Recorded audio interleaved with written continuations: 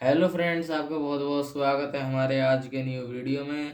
Friends, आज की video में आपको लेकर आए हैं कि नोटिफिकेशन साउंड हम कैसे जो है दोस्तों वो चेंज करें हमारे टेक्नो स्पार्क गो के फ़ोन में। तो दोस्तों, वीडियो शुरू करने से पहले अगर आप हमारे चैनल पे नए हैं तो वीडियो को लाइक कर दें, चैनल को सब्सक्राइब कर दें और अभी तक आपने बेल आइकन नहीं दबाया तो बेल आइकन जरूर दबा दें। चलिए दोस्तों, बिना इसी देरी के हम जो है वीडियो स्टार्ट करते हैं। सबसे पहले आपको दोस्तों अपने फ़ोन की सेटिंग में जाना है। सेटिंग में जाने के बाद फ्रेंड्स यहाँ देखने को मिलेगा साउंड इज वाइब्रेशन, आपको उस पर क्लिक करना है। क्लिक करने के बाद फ्रेंड्स यहाँ देखने को मिलेगा नोटिफिकेशन साउंड पे क्लिक करें।